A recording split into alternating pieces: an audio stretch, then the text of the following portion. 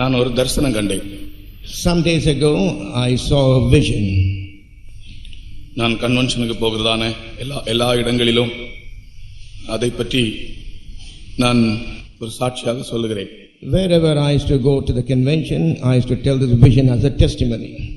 ஒரு பெரிய சமபூமியிலே நான் நின்று கொண்டிருந்தேன். I was standing in a plain. கண்களை தூரத்தில் ஏறெடுத்து பார்க்கும்போது ஒரு பயங்கரமான அக்கினி பற்றி எரிந்து கொண்டு வருவதை கண்டேன். When I was lifting my eyes and looking afar off, and I saw a fire burning and coming towards. அந்த அக்கினி கண்களால் பார்க்க கூடாத அளவுக்கு பயங்கரமான அக்கினியா இருந்தது. That fire was so terrible that was not able to be seen through the eyes. பெரிய பெரிய கட்டடங்கள், மலைகள், குன்றுகள் எல்லாம் இந்த அக்கினிக்கு முன்பாக சாம்பலாக போகிறது. Great buildings, mountains and hills, they went into ashes before this fire. சுற்றிலும் பார்க்கும்போது அதே வண்ணமாக பூமி முழுவதும் ஒரு பெரிய அக்கினியால் எரிவதை நான் கண்டேன். And when I saw round about, I saw the entire earth burning with fire.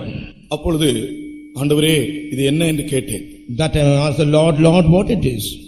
அந்த சந்தர்ப்பத்தில் ஒரு தேவ தூதர்களுடைய ஒரு கூட்டம் ஒரு பாட்டு பாடுவதை என்னுடைய செவிகளிலே நான் கேட்க முடிந்தது.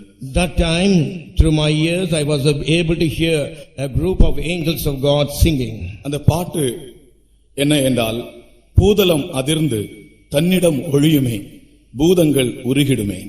You know the meaning of the song is, the earth and the heaven will melt away and go back. இந்த பாட்டை நாம் எத்தனையோ முறை பாடியிருக்கிறோம். ஆனால் இந்த பாட்டை தூதர்கள் பாடுவது நான் கேட்டபோது உண்மையிலே அது ஒரு பெரிய மகிமையான ஒரு அனுபவமாக இருந்தது. We have sang this song on many occasions, but really when I saw the angels singing, it was so glorious to listen. என்னுடைய அனுபவத்தில் 3 சந்தர்ப்பங்களில் தூதர்கள் பாட்டு பாடுவதை நான் கேட்டிருக்கிறேன். In my experience, on 3 occasions I heard this angels singing. அதிலே ஒரு சந்தர்ப்பம் தான் இது. One occasion was this. அந்த பாட்டு இதுவரைக்கும் நம்முடைய செவிகளால் கேட்டு ருசித்திராத அளவுக்கு ஒரு மகிமையான ஒரு இன்ப சத்தமாய் காணப்பட்டது. That song was a joyful hearing. Till now what we haven't heard about, and it was so glorious. பூதலம் அதிர்ந்து தன்னிடம் ஒழியுமே, பூதங்கள் உருகிடுமே. The earth will be shaken and the earth on all the earth and heaven will melt away. கர்த்தருக்கு ஸ்தோத்திரம். Praise be to God. இந்த தரிசனத்தை பற்றி நான் சிந்தித்தபோது, when I was pondering upon this vision, இந்த பூமியின் மேல் வரப்போகிற ஒரு பெரிய அழிவை தான் இது காண்பிக்கிறது. This shows the great destruction which is going to come on this earth. வெகு சீக்கிரமாக இந்த பூமிக்கு ஒரு பெரிய அழிவு சம்பவிக்க போகிறது. Very soon a great destruction is going to come on this earth. பூமிக்கு அழிவு ஏற்படும் போது அதிலே தேவ ஜனங்கள் அழிந்து போகாதபடி ஒரு அழிவில்லாத சுவிசேஷத்தை ஆண்டவர் அவர்களுக்கு அறிவித்துக் கொண்டிருக்கிறார். When destruction is going to come on this earth, that the people of God may not be destroyed, God has been proclaiming indestructible gospel unto them. நம்முடைய கர்த்தராகிய இயேசு கிறிஸ்து பிரசன்னமானதினாலே ஜீவனும் அழியாமையும் சுவிசேஷத்தால் வெளியரங்கமாயிற்று. By the appearance of our Lord Jesus Christ, life and immortality was brought about through the gospel unto us. கர்த்தருக்கு ஸ்தோத்திரம். Praise be to God. ஆகையால் நாம் கேட்கிற தேவனுடைய வசனங்கள் நமக்குள்ளே ஜீவனையும் அழியாமையையும் உருவாக்குகிறது. The word of God, what we are listening, it brings about life and immortality in us. நாம் ஏதோ ஒரு அறிவை வளர்ப்பதற்காக சில காரியங்களை படிப்பதற்காக இங்கே வரவில்லை. We haven't come here to learn certain things in order to increase our knowledge.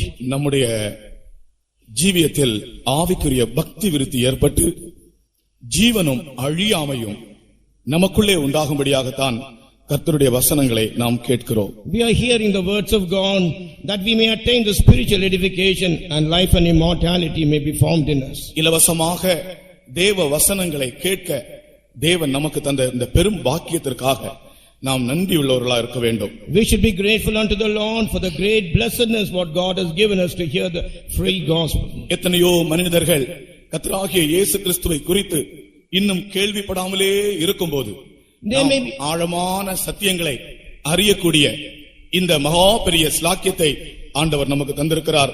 அதற்காக நாம் நன்றி உள்ளவர்களாக இருக்க வேண்டும். Many people will be there who are totally ignorant and not heard about Jesus Christ, but God has given us a great blessedness to come and hear the deepest truth. For that we should be very very grateful to the Lord. நம்முடைய கரங்களை உயர்த்தி நமக்கு ஆண்டவர் தந்திருக்கிற இந்த நல்ல சந்தர்ப்பத்திற்காக, இந்த பொன்னான வாய்ப்பிற்காக நன்றியோடு ஆண்டவரை ஸ்துதிப்போமாக. For the golden opportunity, let us all lift our hands and praise God. Praise the Lord. Praise the Lord. Praise the Lord. Hallelujah. Amen. Hallelujah. Hallelujah. ஆமென். ஆண்டவரே மை ஸ்தோத்திரிக்கிறோம், ஸ்தோத்திரிக்கிறோம், ஸ்தோத்திரிக்கிறோம், ஸ்தோத்திரிக்கிறோம். ஹalleluya, ஹalleluya, ஹalleluya, ஹalleluya. நாம் நேற்றைக்கு வாசித்த அதே வேத பகுதியை இன்றைக்கும் வாசிப்போம். Same portion, the word of God what we read yesterday, let us continue it today also. யோவான் எழுதின சுவிசேஷம் 14ஆம் அதிகாரம், Gospel of John 14th chapter, முதல் 3 வசனங்களை வாசிப்போம். first 3 verses let us read. உங்கள் இருதயம் கலங்காதிருப்பதாக தேவனிடத்தில் விசுவாசமாயிருங்கள், என்னிடத்திலும் விசுவாசமாயிருங்கள். என் பிதாவின் வீட்டில் அநேக வாசஸ்தலங்கள் உண்டு. அப்படி இல்லாதிருந்தால் நான் உங்களுக்கு சொல்லி இருப்பேன். ஒரு ஸ்தலத்தை உங்களுக்காக ஆயத்தம் பண்ண போகிறேன். நான் போய் உங்களுக்காக ஸ்தலத்தை ஆயத்தம் பண்ணின பின்பு நான் இருக்கிற இடத்திலே நீங்களும் இருக்கும்படி நான் மறுபடியும் வந்து உங்களை என்னிடத்தில் சேர்த்துக் கொள்வேன். Let not your heart be troubled. You believe in God, believe also in me. In my Father's house are many mansions. If it were not so, I would have told you. I go to prepare a place for you. And if I go and prepare a place for you, I will come again and receive you unto myself, that where I am, there ye may be also. 18ஆம் வசனம் கூட வாசிப்போம். Let us read verse 18 also. நான் உங்களை திக்கற்றவர்களாக விடேன், உங்களிடத்தில் வருவேன். I will not leave you comfortless, I will come to you. கர்த்தருக்கு ஸ்தோத்திரம். Praise be to God. நான் மறுபடியும் வந்து உங்களை என்னிடத்தில் சேர்த்துக் கொள்வேன். I will come again and receive you unto myself.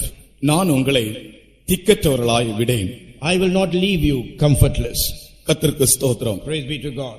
இந்த நான் உங்களை திக்கற்றவர்களாய் விடேன் என்ற வார்த்தை எனக்கு பல சந்தர்ப்பங்களிலே ஒரு புது ஜீவனை தந்த வார்த்தை.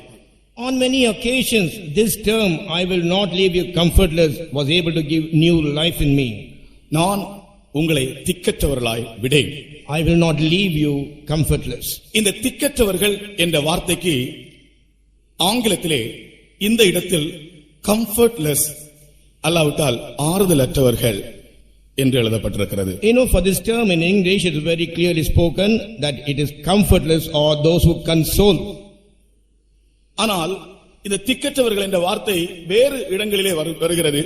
அந்த இடங்களிலே ஆங்கிலத்திலே fatherless அல்லாவிட்டால் அனாதைகள் என்று குறிக்கப்பட்டிருக்கிறது. In other places for this term comfortless in English it is said as fatherless or orphan. கர்த்தருக்கு ஸ்தோத்திரம். Praise be to God. நீங்கள் இந்த திக்கற்றவர்கள் என்றதான வார்த்தை வருகிற வேறு இடங்களை நீங்கள் வேத புஸ்தகத்திலே வாசித்தால் அந்த இடங்களிலே அது fatherless என்றதான வார்த்தை ஆங்கிலத்திலே எழுதப்பட்டிருக்கிறது. You know, when you read in other places in the scripture the meaning is written as fatherless. கர்த்தருக்கு ஸ்தோத்திரம். Praise be to God. ஆனால் இந்த இடத்தில் கம்ஃபர்ட்லெஸ் அல்லாவிட்டால் ஆறுதலற்றவர்களாக அல்லாவிட்டால் தேற்றரவற்றவர்களாக உங்களை நான் விட மாட்டேன். In this place it is mentioned I will not leave you comfortless. அதை நான் இன்றைக்கு அந்த ரெண்டு அர்த்தத்தையும் சேர்த்து சொல்கிறேன். நான் உங்களை ஆறுதலற்றவர்களாயும் அனாதைகளாயும் விட மாட்டேன். I will not leave you comfortless nor as an orphan. நாம் எல்லாரும் இந்த வசனத்தை இப்படி சொல்லுவோமாக. Let us all say this verse in this way. நான் உங்களை ஆறுதலற்றவர்களாயும் அனாதைகளாயும் விட மாட்டேன். I will not leave you comfortless or fatherless. இந்த வார்த்தையை நீங்கள் எல்லாரும் உங்களுக்குள்ளே நீங்கள் சொல்லுங்கள். All of you tell this verse within yourself. இது கர்த்தராகிய இயேசு தாமே நமக்கு சொன்னதான வார்த்தை. This word is the same word what Lord Jesus Christ himself spoke to us. நான் உங்களை ஆறுதலற்றவர்களாயும் அனாதைகளாயும் விட மாட்டேன். I will not leave you comfortless or fatherless. கர்த்தருக்கு ஸ்தோத்திரம். Praise be to God. நான் உங்கள் அண்டை மறுபடியுமாய் வருவேன். I will come again unto you. ஆகையினால் தான் தம்முடைய ஜனத்தை ஆறுதல் படுத்தும்படிக்கு தேற்றரவாளனாகிய பரிசுத்த ஆவியை முதலாவது அவர் அனுப்பினார். In order to comfort his people, Lord sent the Holy Spirit, the comforter unto them. கர்த்தருக்கு ஸ்தோத்திரம். Praise be to God. எனக்கு இந்த வார்த்தையை சொல்லும்போது எனக்கு ஒரு சம்பவம் ஞாபகம் வருகிறது. When I was telling this, I remember an incident. ஒரு தடவை நான் ஒரு பள்ளிக்கூடத்திலிருந்து பிள்ளைகள் வெளியே வருகிறார்கள். ஒரு 4 மணி அளவு இருக்கும். அந்த சந்தர்ப்பத்தில் நான் என்னுடைய வண்டியை ஓட்டிக்கொண்டு அந்த பள்ளிக்கூடத்தில் வாசல் பக்கத்திலே போக வேண்டிய ஒரு சந்தர்ப்பம் வந்தது. Maybe it was 4 o'clock when the school children were coming out of the school. That time I was riding my 4-wheeler and I was going through that path. பள்ளிக்கூடத்திலிருந்து பிள்ளைகள் எல்லாரும் வருகிறார்கள். அவர்களுடைய பிள்ளைகளை அவர்களுடைய வீட்டார் வந்து கொண்டு போகிறார்கள். All the school children are coming out of the school and parents of their respective children, they are coming and taking the children to the houses. எல்லா பிள்ளைகளும் போன பிற்பாடு ஒரு பையன் மட்டும் தனியே அங்கே நின்று அழுது கொண்டு நின்றான். When all the school children left that place, one boy all alone was crying there. இவன் அழுகிற அழுகையை கண்டு அங்கே நின்ற 2-3 பேர் அங்கே வந்தார்கள். Hearing his cry, 2 to 3 people came near him. மிகவும் கசந்து அழுது கொண்டிருந்தான். He was weeping bitterly. அப்பொழுது நானும் என்னுடைய வண்டியை நிறுத்திக் கொண்டு இவ என்ன நடக்கிறது என்று பார்க்கலாம் என்று ஓரத்தில் நின்று பார்த்து கொண்டே நின்றேன். Even I stopped my vehicle and I was observing as to what is taking place. ஒரு 10 நிமிடங்கள் அவன் அழுதிருப்பான். Maybe for 10 minutes he would have been crying. மற்ற எல்லா பிள்ளைகளும் போய்விட்டார்கள். All other children are left out. ஒரு 10 நிமிடத்திற்கு பிற்பாடு திடீரென்று ஒரு கார் அங்கே வந்தது. After 10 minutes suddenly a car appeared in that place. அவர் அந்த பையனுடைய அப்பா கார்ல இருந்து இறங்கி ஓடி போய் இவனை எடுத்து, மகனே டிராபிக் ஜாம் ஆகி போச்சு மகனே, அதனால தாண்டா லேட் ஆயிடுச்சுன்னு சொல்லி அவனை ஆறுதல் படுத்தி அந்த காருக்குள்ளே வைத்து கார்ல கொண்டு போனார். Father of that boy immediately got down from the car, ran to the child. He said, "Son, I'm sorry, because of the traffic jam I got late." He embraced the son immediately and took him into the car. தகப்பன் வருவார் என்று ஆவலோடு எதிர்நோக்கி இருந்த பையன் தகப்பன் காணாததை உணர்ந்து கசந்து அழுதான். Boy was anticipating when his father will come, and when he could not see the father coming there, he was weeping bitterly. இதுபோலவே இயேசு கிறிஸ்து வருவார் என்று எதிர்பார்த்து கொண்டு ஒரு கூட்டம் ஜனங்கள் இந்த உலகத்தில் தவித்துக் கொண்டே இருக்கிறார்கள். One group of people on this earth, they have been travailing and weeping, waiting when Jesus will come. அவர்களுக்கு ஆறுதல் சொல்லும்படியாக கர்த்தர் சொன்ன வார்த்தைதான், நான் உங்களை திக்கற்றவர்களாய் விடேன்.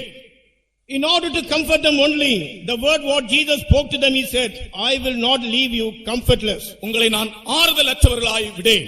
I will not leave you comfortless. நம்மை ஆறுதல் படுத்தும்படிக்கு, நம்மை தேற்றும்படிக்கு தேற்றரவாளனாகிய பரிசுத்த ஆவியை ஆண்டவர் நமக்கு தந்திருக்கிறார். Lord has given us the comforter, the Holy Spirit, in order to comfort us and to console us. இந்த கடைசி நாட்களில் பரிசுத்த ஆவியினாலே இருதயங்களில் ஆறுதல் அடைகிற ஜனங்கள் மாத்திரம் உங்களுடைய கரங்களை உயர்த்தி ஒரு அல்லேலூயா சொல்லுங்கள். In these last days, those people, amen, hallelujah, hallelujah, hallelujah, hallelujah, hallelujah.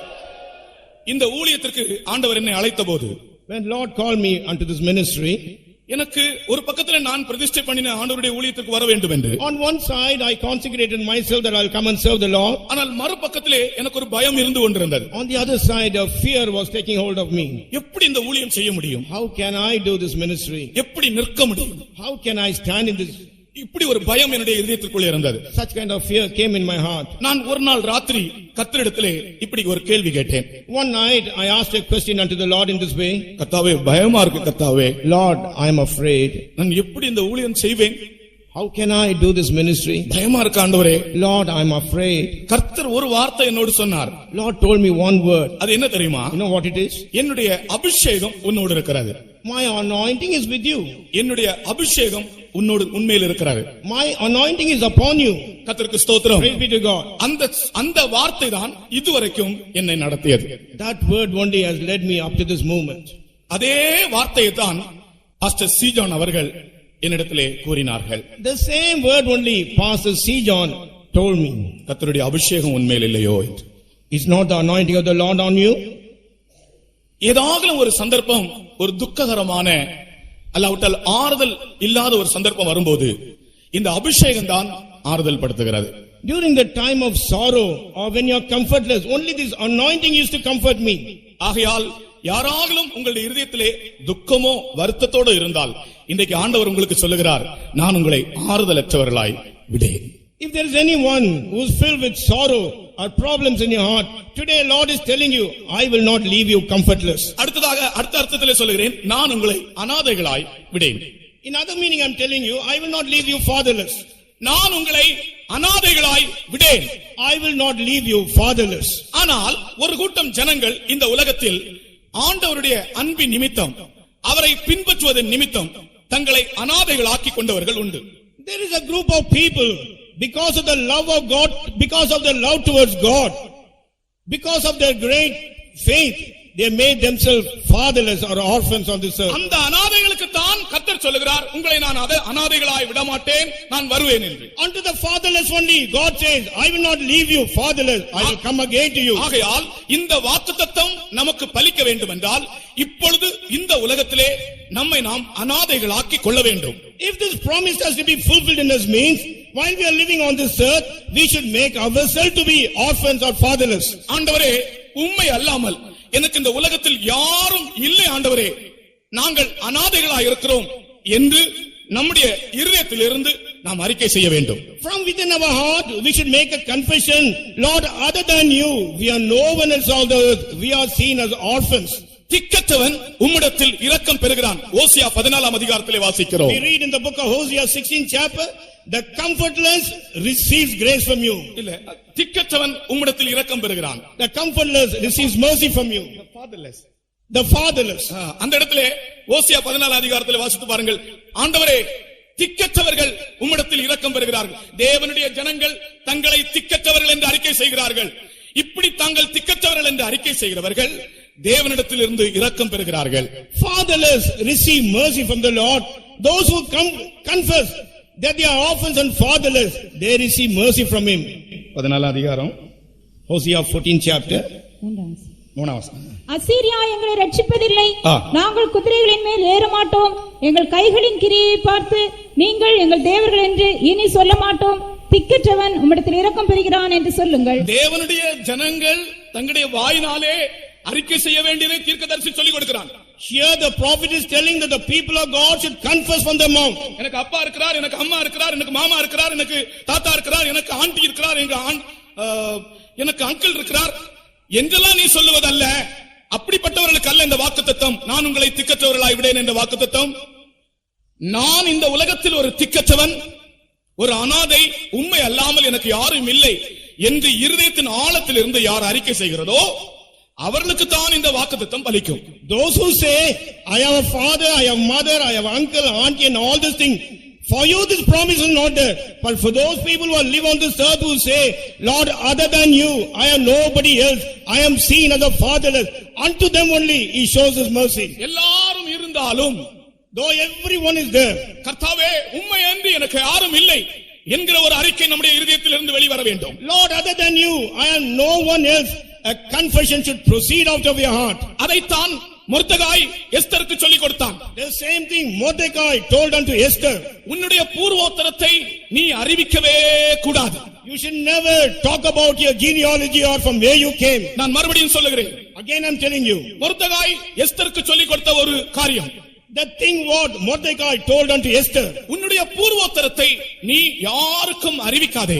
Do not tell anyone about thy generation or from where you came. அதே சமயத்தில் நெகேமியாவின் காலத்தில் உங்களுக்கு தெரியும் தானே, வேதம் வாசித்தவர்களுக்கு தங்கள் பூர்வோத்தரத்தை நிரூபிக்க முடியாமல் இருந்த ஆசாரியர்களை ஆசாரிய உத்தியோகத்தில் இருந்தவன் வெளியே தள்ளினான். During the time of Nehemiah, those who read the word of God, you will know it very clearly. The priests were not able to tell them about the tribe of genealogy. He removed them from the priesthood. நெகேமியாவின் காலத்திலே பூர்வோத்தரத்தை நிரூபிக்க முடியாதிருந்த ஆசாரியர்கள் தள்ளப்பட்டார்கள். During the time of Nehemiah, the priests were not able to prove the genealogy. They were removed from their post. அது ஒரு அனுபவம். That is one experience. ஆனால் எஸ்தரின் காலத்தில் வரும்போது மொர்தெகாய் சொல்லிக் கொடுக்கிறான், உன்னுடைய பூர்வோத்தரத்தை நீ யாருக்கும் தெரிவிக்காதே. During the time of Esther, Mordecai is telling unto Esther, no one should know, or you do not tell to anyone about thy generation or from where you came. எனக்கு ஒரு மாமா இருக்கிறார் என்றோ, எனக்கு ஒரு அண்ணன் இருக்கிறார் என்றோ, எனக்கு ஒரு அங்கிள் இருக்கிறார் என்றோ, எனக்கு உதவி செய்ய முடியாது, எனக்கு ஒரு ஆபீசர் இருக்கிறார் என்றோ, உன்னுடைய வாயினால் நீ அறிவிக்காதே, ஏனென்றால் நீ ஒரு திக்கற்ற ஒரு ஆள் என்பதை உன்னுடைய இருதயம் சொல்ல வேண்டும். With your mouth, do not confess, I have an uncle, I have a so-and-so, I have a person, officer who can help me. You must confess, I am a fatherless, and then only you will be able to receive mercy. ஆமென். அப்படி நீங்கள் எத்தனை பேர் உங்களை இந்த உலகத்தில் அறிக்கை செய்து கொண்டிருக்கிறீர்கள்? How many of you like this confess on this earth? என்னை கேட்கிற சகோதரனே, சகோதரியே, இந்த உலகத்தில் தங்களை திக்கற்றவர்களாய் மாற்றிக்கொண்டவர்களிடம் தான் இயேசு கிறிஸ்து சொல்லுகிறார், உங்களை நான் திக்கற்றவர்களாய் விடேன். Beloved brother and sister, those who transform themselves as fatherless on this earth, unto them only Jesus says, I will not leave you comfortless. எந்த மனிதன் மேலும் உன்னுடைய நம்பிக்கை நீ வைக்காதே. Do not put your trust on any man. கர்த்தருடைய வாக்குத்தத்தம் உனக்கு பலிக்க வேண்டும் என்றால் அவரை மாத்திரம் நம்பி, அவரை மாத்திரம் சார்ந்து ஜீவிக்கும்படி உன்னை ஒப்புக்கொடு. If the promise of God has to be fulfilled on you, only lean upon him, yield yourself unto him and live. அப்பொழுது உனக்கு ஆறுதலும் உண்டு, நீ அனாதையும் அல்ல, கர்த்தர் உன்னோடு கூட இருந்து நடத்துவார். That time comfort will be unto you. You will not be seen as fatherless. Lord will be with you and lead you. பரிசுத்த ஆவியானவரிடம் நாம் முற்றுமாய் நம்மை ஒப்புக் கொடுக்கும் போது அவர் நம்மை எளிதில் விடவும் மாட்டார், ஏமாற்றி விடவும் மாட்டார். When we totally surrender unto the Holy Spirit, easily he will not leave us and he will never deceive us and leave us. உன்னை நீ ஒப்புக் கொடுத்த நோக்கத்தை நிறைவேற்றாமல் எளிதிலே அவர் உன்னை விடவும் மாட்டார், உன்னை ஏமாற்றி விடவும் மாட்டார். Till he accomplishes what you have surrendered, he will not easily leave you, nor will he deceive you. ஹல்லேலூயா. ஆகையால் இந்த கூட்டத்தின் தொடக்கத்தில் தானே நம்மை நாம் அநாதைகள், ஆண்டவரே எனக்கு இந்த உலகத்தில் யாரும் இல்லை, உண்மை அல்லாமல் எனக்கு யாரும் இல்லை என்கிற ஒரு அறிக்கையோடு இந்த கூட்டத்தை நாம் தொடங்குவோம். Right in the beginning of this meeting, let us start by telling, Lord, I am fatherless. Other than thee, I am no one else on this earth. கர்த்தர் சொல்லுகிறார், நான் உன்னை மறக்க மாட்டேன். Lord says, I will never forget you. சீயோன் சொல்லுகிறார், கர்த்தர் என்னை மறந்தார். Zion says, Lord has forsaken, forgotten me. கர்த்தர் சொல்லுகிறார், நான் உன்னை மறக்க மாட்டேன். Lord says, I will never forget you. தாய் தன் பாலகனையே மறப்பினும் நான் மறவேன் என்று சொன்னதால், தாய் தன் பாலகனையே மறப்பினும் நான் மறவேன் என்று சொன்னதால், தாழ்த்தி என்னை அவர் கையில் தந்து ஜீவபார் என்று ஓடுவேன். தாழ்த்தி என்னை அவர் கையில் தந்து ஜீவபாதை என்று ஓடுவேன். இன்றைக்கு நாம் எல்லாரும் இந்த வாக்குத்தத்தத்துக்கு பங்காளிகளாய் மாற வேண்டும். Today, all of us should be partakers of this promise. இந்த வார்த்தை அவருடைய சீஷர்களுக்கு அவர் சொன்ன வார்த்தை. This is the word what he spoke unto his disciples. உங்களை நான் திக்கற்றவர்களாய் விடேன். I will not leave you comfortless. தங்களுடைய தகப்பனையும் தங்களுடைய தாயையும் தங்களுடைய மாம்சமான யாவரையும் இந்த வெறுத்து இந்த உலகத்தில் எங்களுக்கு யாரும் இல்லை என்று வெளியே வந்தவர்களோடு உரைத்த வார்த்தை இது. Those disciples who left their father, mother, kith and kin and came out, unto them Jesus spoke these words. கர்த்தருக்கு ஸ்தோத்திரம். Praise be to God. இப்படிப்பட்ட அநாதைகளை நான் அநாதையாய் விட மாட்டேன், திரும்பி வந்து சேர்த்துக் கொள்வேன் என்று சொல்கிறார். He says unto the fatherless, I will not leave you orphan, again I'll come and receive you unto myself. அந்த வைராக்கிய உணர்ச்சியோடு திரும்பவும் அந்த கோரஸை பாடுவோம். With that zeal, let us once again sing that chorus. தாய் தன் பாலகனையே மறப்பினும் நான் மறவேன் என்று சொன்னதால், ஆமென். தாய் தன் பாலகனையே மறப்பினும் நான் மறவேன் என்று சொன்னதால், தாழ்த்தி என்னை அவர் கையில் தந்து ஜீவபாதை என்று ஓடுவேன். தாழ்த்தி என்னை அவர் கையில் தந்து ஜீவபாதை என்று ஓடுவேன். இயேசு என்னும் நாமமே என் ஆத்துமாவின் கீதமே, இயேசுவை நான் என்றும் ஏற்றி மகிழ்ந்திடுவேன்.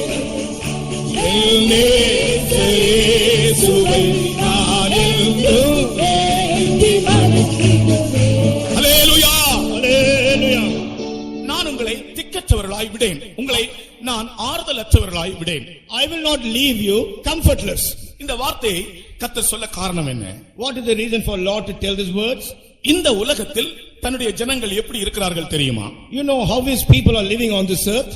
ஓநாய்களுக்குள்ளே ஆட்டுக்குட்டியை போலவும், As a sheep among wolves, முள்ளுகளுக்குள்ளே லீலி புஷ்பத்தை போலவும் Like தன்னுடைய ஜனங்கள் இருக்கிறார்கள். like lily flower among the thorns. Just there, like this the people of God are. ஆகையினால் தான் உங்களை நான் ஆறுதலற்றவர்களாய் விடேன் என்று சொன்னார். That is why he told them, I will not leave you comfortless. அவர்கள் இந்த பூமியில் இருக்கிறதான சூழ்நிலைகள் சரியான சூழ்நிலைகள் அல்ல. The environments where they lived on this earth was not right. ஒரு நல்ல சூழ்நிலையிலே தன் ஜனத்தை வைத்து இப்படி சொல்ல வேண்டிய அவசியம் இல்லை. It is not necessary for him to place his people in a very good environment and to tell these words. கர்த்தருக்கு ஸ்தோத்திரம். Praise be to God. அல்லது நாம் பரலோக ராஜ்யத்திற்கு போய் சேர்ந்த பிற்பாடும் நான் உங்களை இனி ஆறுதலற்றவர்களாய் விடேன் என்று சொல்ல வேண்டிய வார்த்தை இல்லை.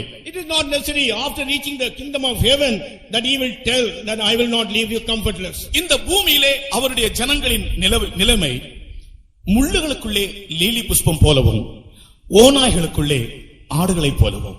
Condition of his people upon this earth were like the sheep among wolves, like the lily flower among thorns. கர்த்தருக்கு ஸ்தோத்திரம். Praise be to God.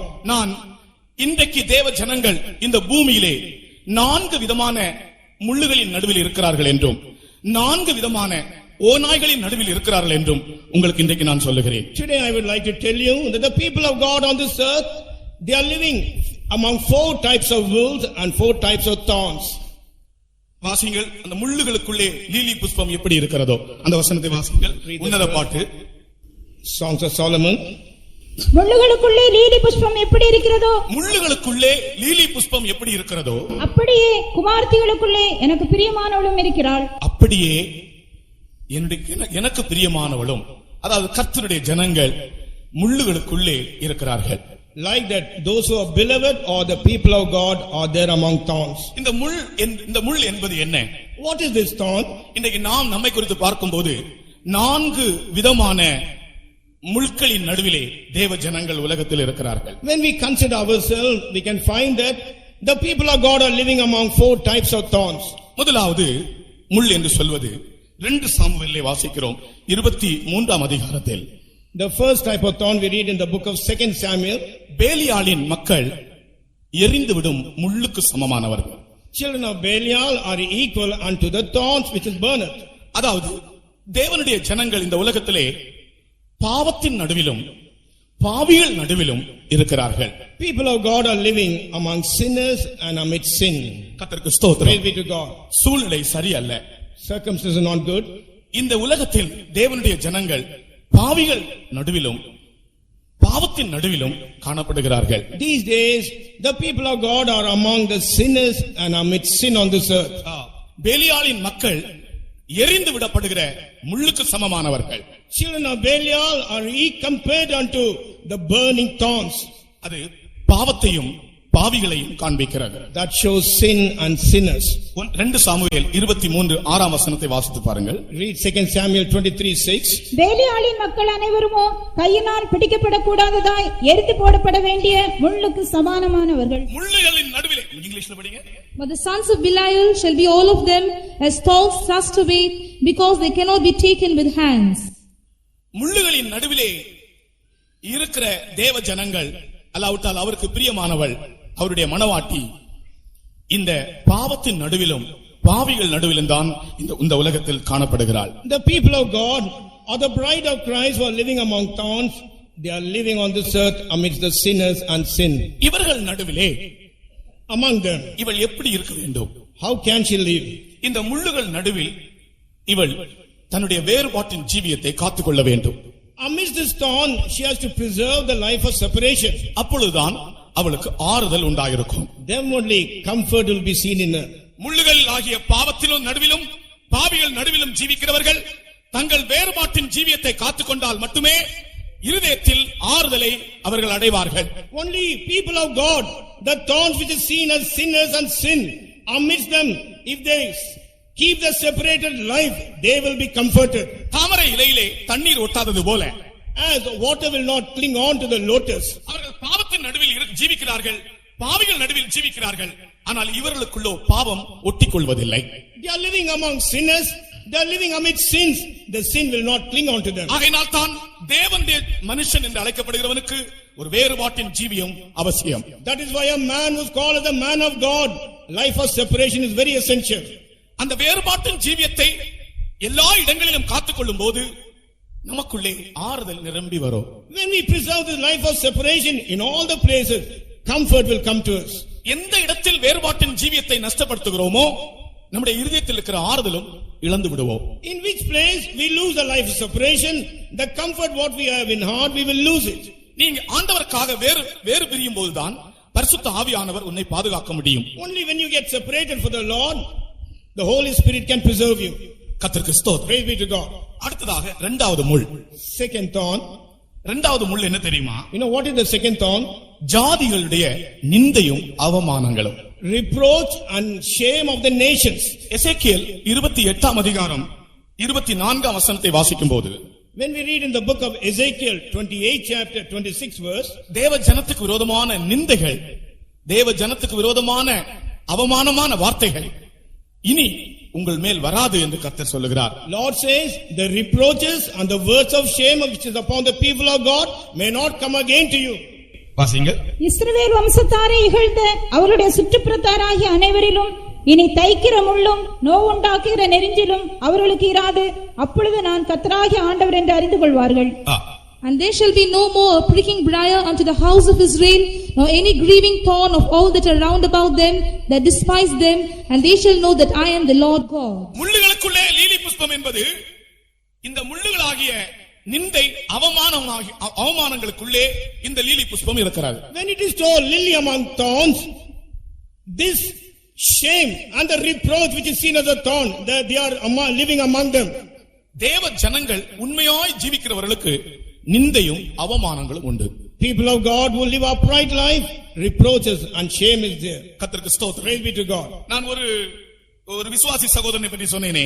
I told you about a believer brother. அவர் வீட்டிலே ஒழுங்காக ஜெபம் பண்ணுவார், ஸ்தோத்திரம் செய்வார், அல்லேலூயா சொல்லுவார். இதை அங்கிருந்த ஜனங்கள் எதிர்த்தார்கள். Regularly he used to pray in his house and he used to praise God and say hallelujah. People who are there, they resisted him. ஒரு தடவை ஒரு பெரிய வெட்டுக்கத்தியை கொண்டு வந்தார்கள். One day they brought a big axe. Axe இல்ல, ஒரு வெட்டுக்கத்தி. கர்த்தருக்கு ஸ்தோத்திரம். A big knife they brought. அவர்கள் அவனிடத்திலே சொன்னார்கள், இனி நீ அல்லேலூயா என்று சொன்னால் உன்னை வெட்டி விடுவோம் என்று. They told him, once again if you say hallelujah, we will cut you in pieces. அவர் என்ன செய்தார் தெரியுமா? You know what did he do? தன்னுடைய மகளுக்கு அல்லேலூயா என்று பெயரிட்டார். He named a daughter hallelujah. இப்ப பள்ளிக்கூடத்துல இந்த பிள்ளையை கூப்பிடுறவங்க எல்லாம் அல்லேலூயா என்று கூப்பிடுறாங்க. In the school, all those who address their daughter, they will call her hallelujah. தெருவில கூப்பிடுறவங்க எல்லாம் இப்ப அல்லேலூயா கூப்பிடுறாங்க. On the streets, everyone call her hallelujah. இவர்கள் இப்ப ஜெப சமயத்துல மாத்திரமல்ல, வேணும்னே தன்னுடைய பிள்ளையை அல்லேலூயா இங்க வா சொல்லுவாங்க. Not only during the time of prayer, wantingly they will call her daughter hallelujah, come here. கர்த்தருக்கு ஸ்தோத்திரம். Praise be to God. பிரியமானவர்களே, ஒரு விரோதமான ஒரு அனுகூலம் அல்லாத சூழ்நிலை, நிந்தை, அவமானங்கள் வரும்போது அதையும் ஆண்டவர் நாமத்தில் தேவ ஜனங்கள் சகிக்கக்கூடிய ஒரு இருதயத்தை பெற்றுக் கொள்ள வேண்டும். During unfavorable occasion, when reproach and shame comes in, the people of God must receive an experience to praise and pray more. நிந்தைகள் அவமானங்களை இயேசு சகித்தார். Jesus bore reproaches and shame. அதே போல தேவ ஜனத்துக்கு நிந்தைகள் வரும்போது, அவமானங்கள் வரும்போது, பழிச்சொற்கள் வரும்போது, இழிவான வார்த்தைகள் வரும்போது தேவ ஜனங்கள் செய்ய வேண்டிய ஒரு காரியம், அதை சகிக்க வேண்டும். When reproaches, shame and all kinds of unwanted talks come about them, you know what the people of God should do? They should be able to bear all these things. அவர்களுக்கு தான் இயேசு கிறிஸ்து சொன்ன வாக்குத்தத்தம் பலிக்கும்.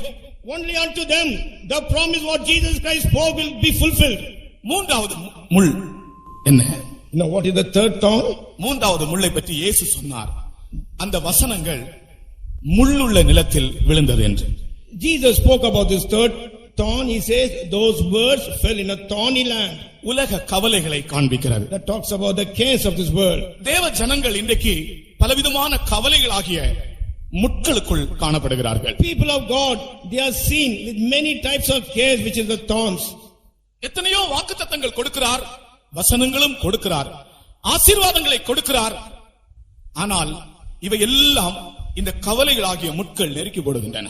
He gives them many promises, many words and many blessings. These thorns, which is cares, it comes and throngs against them. தேவ ஜனங்கள் தங்கள் கவலை, இந்த உலகத்திலே நாம் ஜீவிப்பதனாலே உலக கவலைகள் நமக்கு வராமல் போகாது.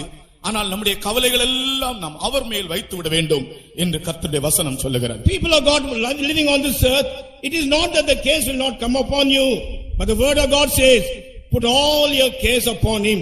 நான் உங்களை ஆறுதலற்றவர்களாய் விடேன், I will not leave you comfortless. திக்கற்றவர்களாய் விடேன். I will not leave you fatherless. அந்த வாக்குத்தத்தம் நமக்கு பலிக்க வேண்டும் என்றால், If that promise has to be fulfilled in us, நம்முடைய கவலைகள் எல்லாம் நாம் அவர் மேல் வைத்து விட வேண்டும். we must cast all our cares upon him. நாம் இந்த உலகத்தில் ஜீவிப்பதால், சரீரத்தில் ஜீவிப்பதால் உலகத்திலே கவலைகளே நமக்கு இல்லாமல் ஜீவிக்க முடியும் என்று சொல்ல முடியாது. We cannot say because we are living physically on this earth that we will not have any worries or cares. நமக்காக கர்த்தர் கிரியை செய்வார் என்ற விசுவாசத்தோடு நம்முடைய கவலைகள், பாரங்கள் யாவற்றையும் அவர் மேல நாம் சுமத்த வேண்டும். With the faith that the Lord will work for us, we must cast all our cares and burdens upon him. Abraham லிங்கனுடைய காலத்திலே ஒரு உள்நாட்டு கலகம் உண்டாயிற்று. During the time of Abraham Lincoln, there was a civil war. அந்த நாட்களிலே ஒரு வாலிபனை அவன் தேச துரோகி என்று குற்றம் சாட்டி அவனை சுட்டுக் கொல்லும்படியாக உள்ளே அடைத்து வைத்திருந்தார்கள். One young man termed as a traitor, in order to shoot him and kill him, they had kept him under the prison. அவன் தன்னுடைய தகப்பனுக்கு ஒரே மகன். He was only son of the father. அவனுடைய தகப்பன் ஆபிரகாம் லிங்கன் இடத்துல நேரடியா போய் அழுது கண்ணீர் விட்டு, என் மகனை கொல்லக்கூடாது, அவன் எனக்கு ஒரே மகன், நீங்கள் அவனை மன்னித்து விடுங்கள், இனிமேல் அவன் திருந்தி வாழ்வான் என்று ஒவ்வொரு நாளும் போய் கண்ணீர் விட்டு சொல்லுவது வழக்கமாயிருந்தது. Father, every day he used to go and present himself before Abraham Lincoln, crying. He used to tell him, I believe, please don't allow my son to be killed, he will get corrected. அவன் எனக்கு ஒரே மகன், He is my only son, தயவு செய்து என்னுடைய மகனை கொல்லக்கூடாது. please do not kill my son. அவர் சொன்னார், சரி போ, நான் உன்னுடைய மகனை விடுதலை செய்கிறேன், நீ போ. Abraham Lincoln told him, you go, I will deliver your son. இவர் கொஞ்ச தூரம் போனார். For some time he went, ஆனால் இவருக்கு சந்தேகம். he had a doubt. திரும்பி வந்தார். Again he returned back. ஐயா, என்னுடைய மகனை கொல்லக்கூடாது ஐயா, Ayah, don't kill my son, அவன் எனக்கு ஒரே மகன் he ஐயா. is my only son. அப்பொழுது அவர் கேட்டார், That time he asked him, நான் உனக்கு சொன்னேனே அவனை நான் விடுதலை ஆக்குறேன் என்று, நீ போ என்று சொன்னார். I told you that I will set him free, you can go. ஐயா, ஒருவேளை நீங்கள் கொண்டு போட்டால் நான் என்ன செய்வது? Sometimes if you kill him, what can I do? அப்பொழுது ஆபிரகாம் லிங்கன் சொன்ன ஒரு வார்த்தை, உன்னுடைய மகன் மெத்துசலாவை போல் அத்தனை வருஷங்கள் ஜீவித்தால் அவன் சாக மாட்டான், போ. That time Abraham Lincoln told that father a word, your son will live all the days like Methuselah, you go. பிரியமானவர்களே, நம்முடைய இருதயத்திலே வருத்தங்கள் உண்டு, பாரங்கள் உண்டு.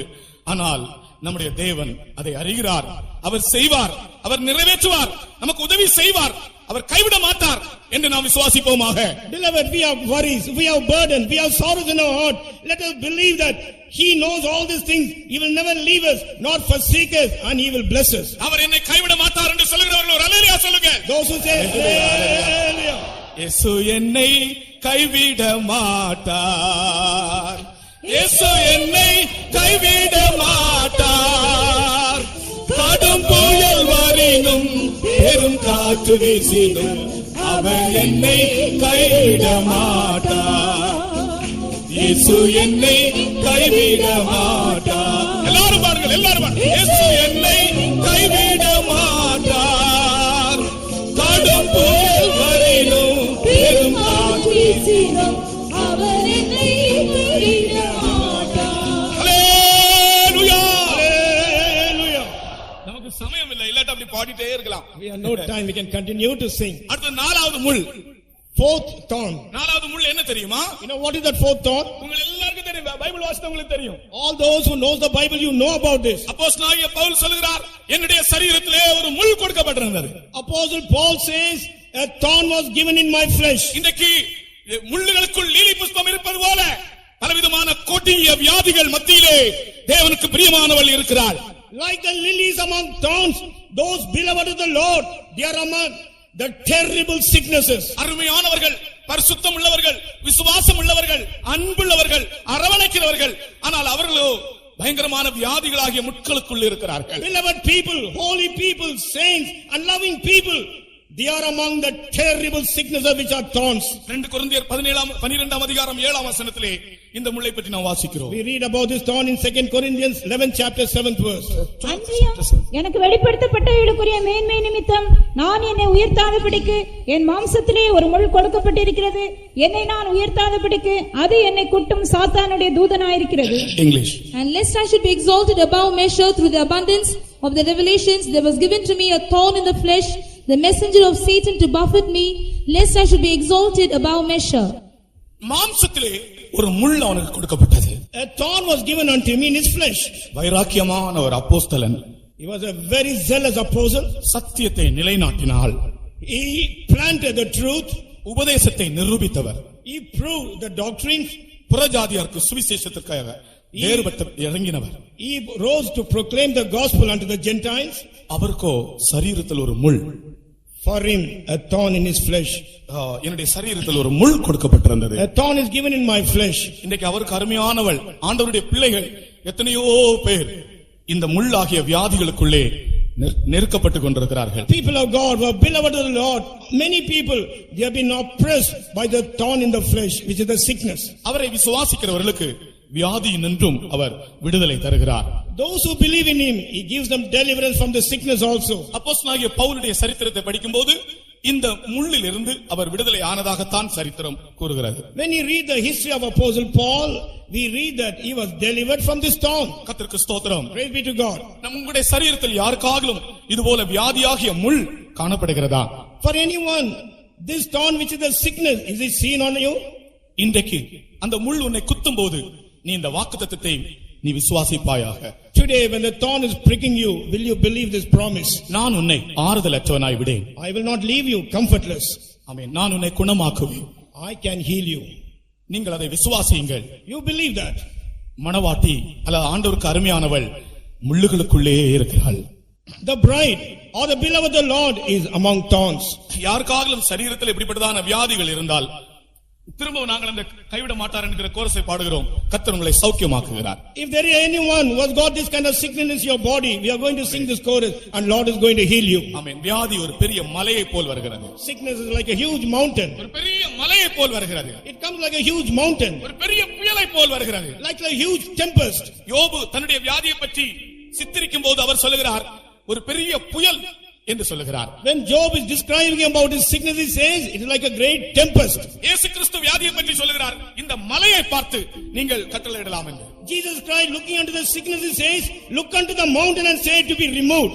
புயலாகிய வியாதி அல்லது வியாதியாகிய புயல், வியாதியாகிய மலை இன்றைக்கு முற்றிலுமாய் கர்த்தர் அகற்றப் போகிறார். Sickness which is the tempest, sickness which is the mountain, Lord is going to remove it totally. அருமையான ஊழியக்காரர்கள், அருமையான விசுவாசிகள் எத்தனையோ பேர் வியாதிக்கு அடிமையா இருப்பது ஆண்டவருக்கு சித்தம் அல்ல. கர்த்தர் விடுவிக்கிறார். Beloved servants of God, beloved believers, it is not the will of God that they should be under the bondage of sickness. Lord is delivering them. இயேசு என்னை கைவிட மாட்டார் என்று பாடும்போது கர்த்தர் உங்களை விடுதலையாக்குகிறார். As we sing the Lord will not forsake, Jesus will not forsake me, Jesus is setting you free. இயேசு என்னை கைவிட மாட்டார். இயேசு என்னை கைவிட மாட்டார். கடும் புயல் வரினும் பெரும் காற்று வீசினும் அவர் என்னை கைவிட மாட்டார். ஆமென். இயேசு என்னை கைவிட மாட்டார். இயேசு என்னை கைவிட மாட்டார். கடும் புயல் வரினும் பெரும் காற்று வீசினும் அவர் என்னை கைவிட மாட்டார்.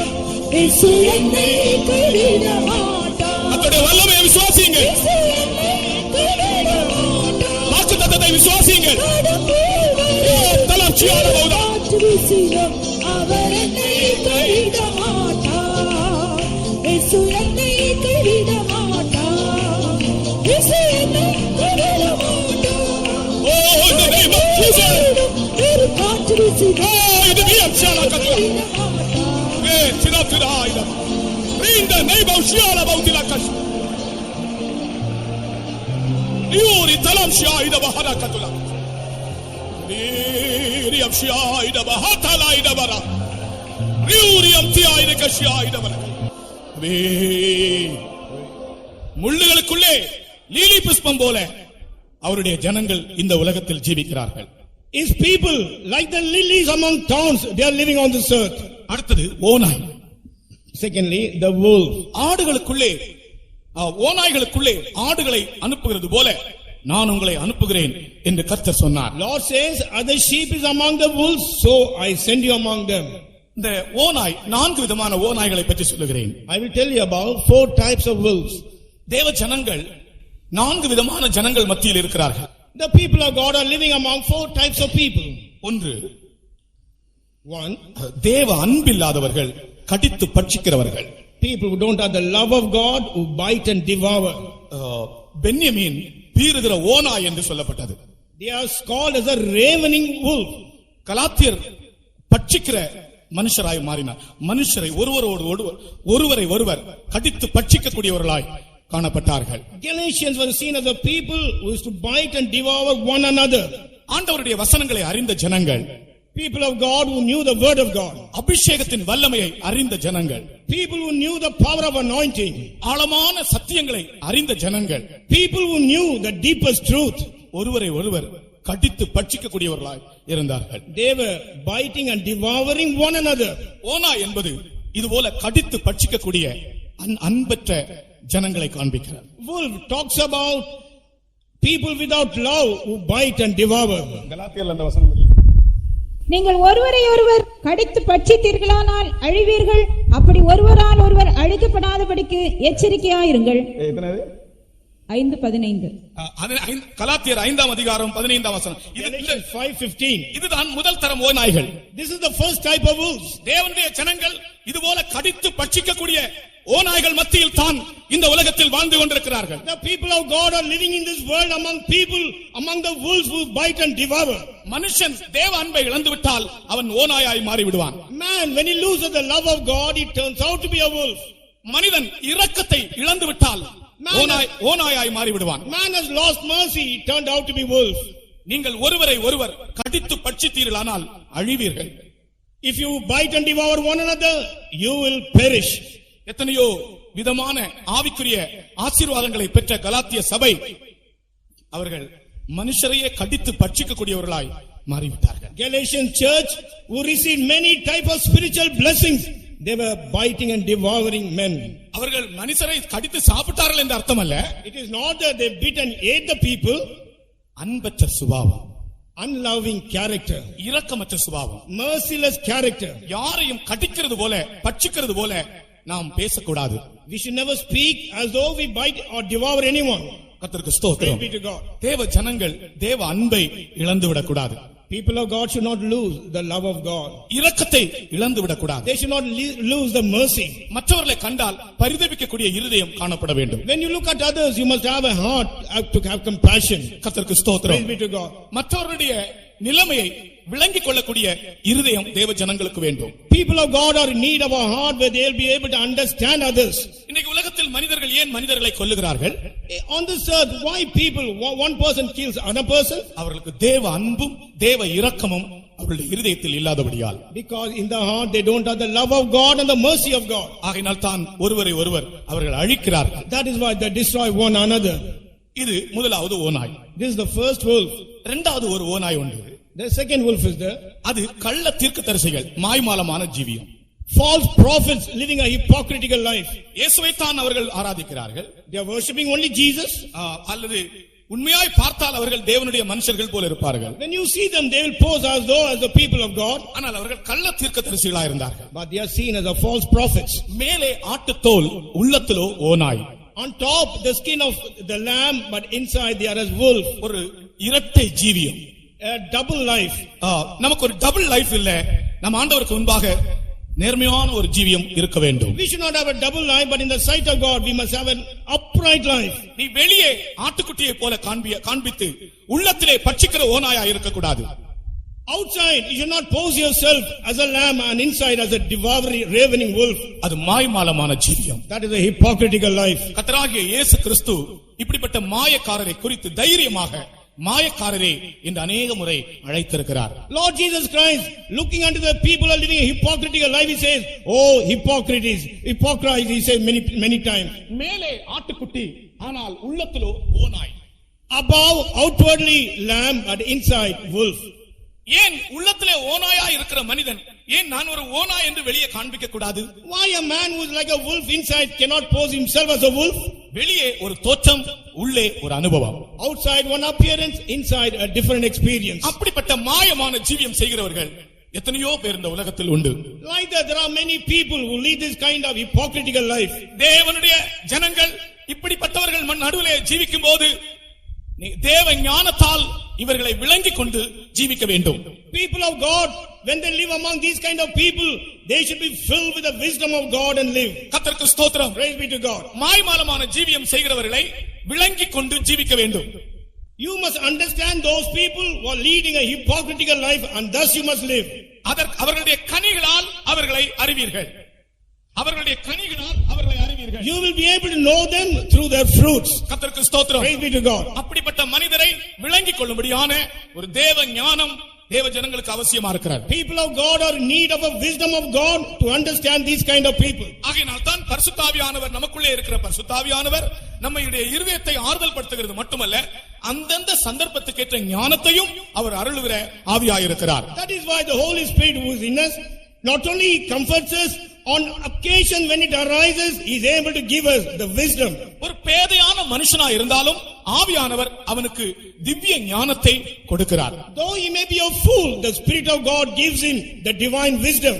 தேவனுடைய ஜனங்கள் இப்படிப்பட்ட ஓநாய்கள் நடுவில் இந்த உலகத்தில் வாழ்கிறார்கள். People of God on this earth, they are living among the wolves like this. அடுத்தது மூன்றாவது ஓநாய். Third wolf. அநியாயமாக சம்பாத்தியம் பண்ணுகிறவர்கள் ஓநாய் என்று வசனம் சொல்லுகிறது. The word of God says, those who earn the living unjustly, they are called as wolves. அநியாயமாக சம்பாத்தியம் பண்ணுகிறவர்கள் ஓநாய் என்று எசேக்கியேல் தீர்க்கதரிசன புத்தகம் 22 அதிகாரம் 27 வசனம் தெளிவாய் சொல்லுகிறது. Ezekiel 22:27 clearly states, people who receive the wages in unjust way, they are as wolves.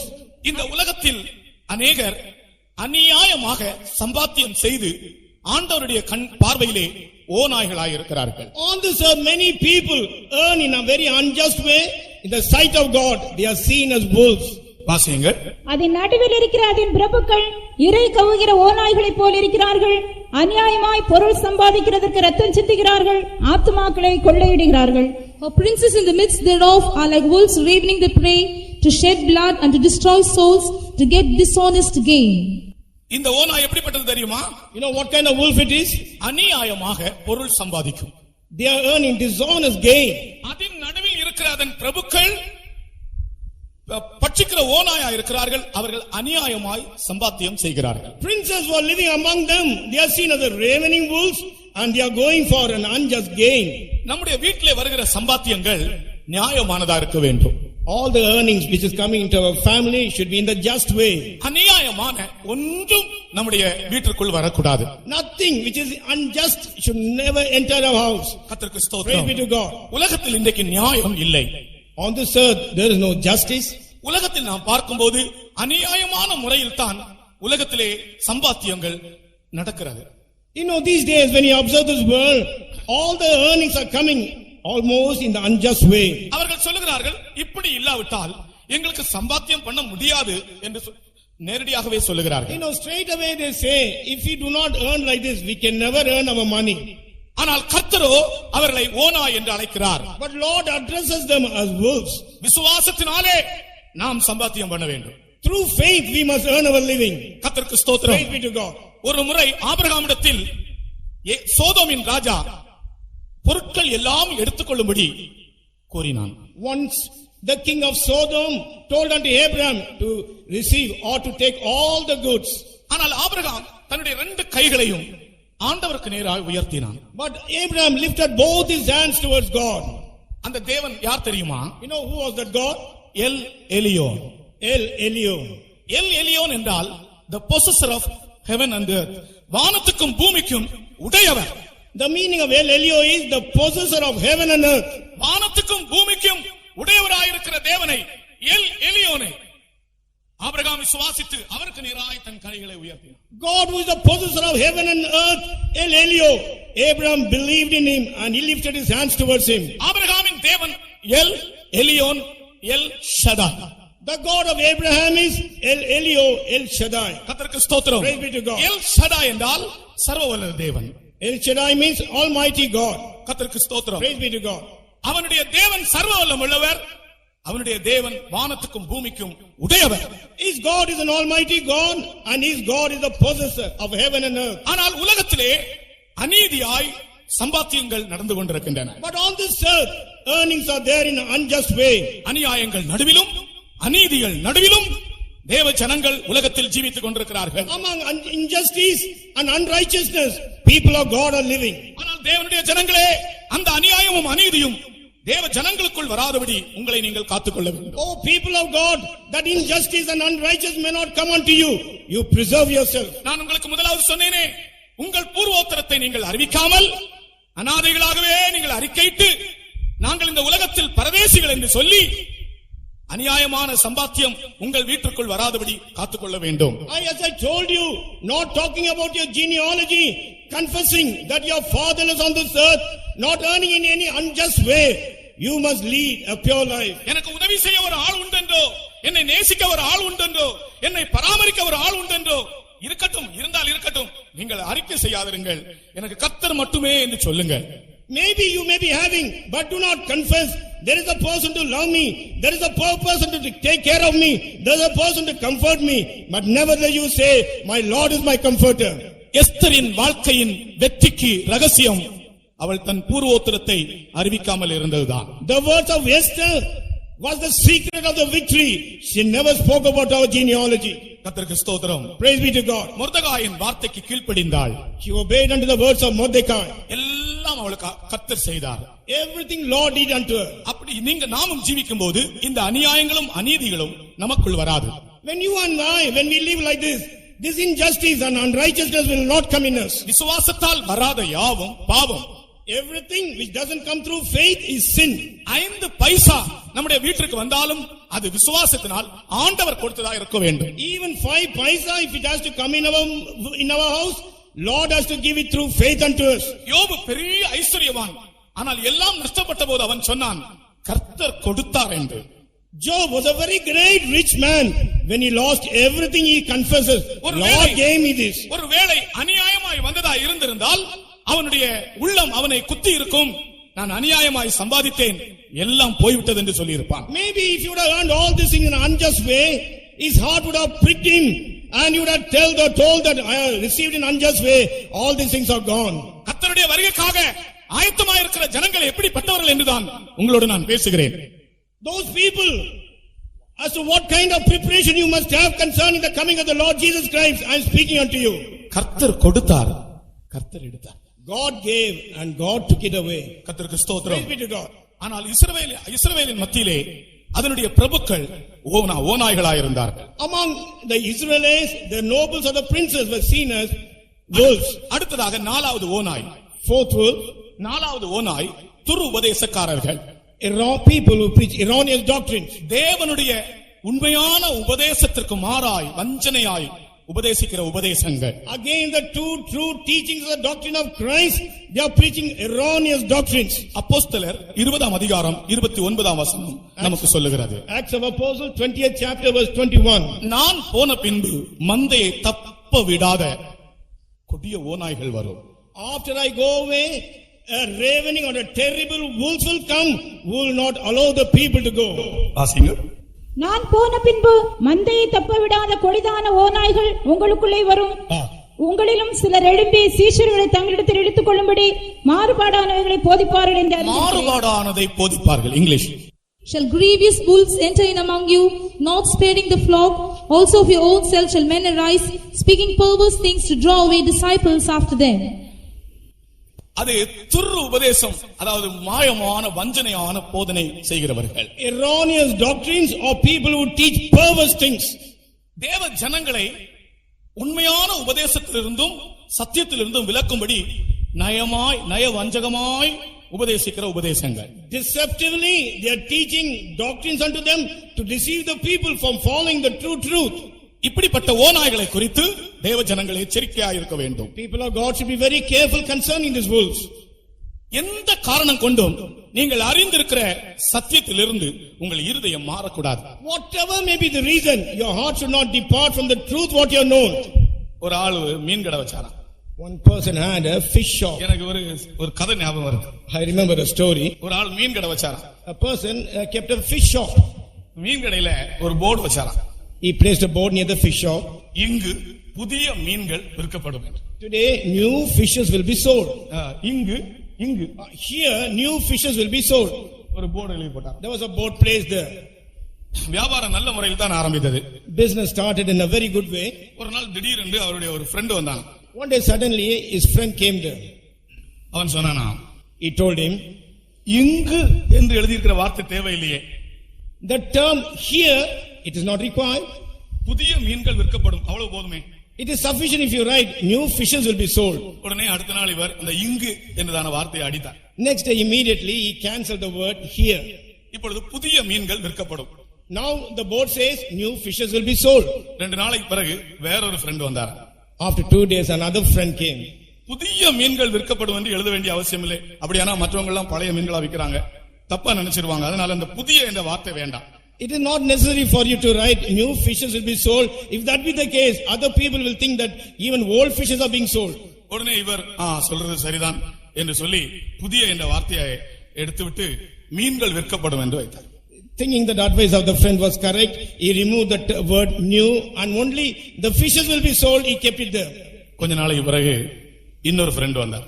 After some time, after few days, another friend came. கடையில மீன் வச்சிருக்கிறது விக்கிறதுக்கு தானே.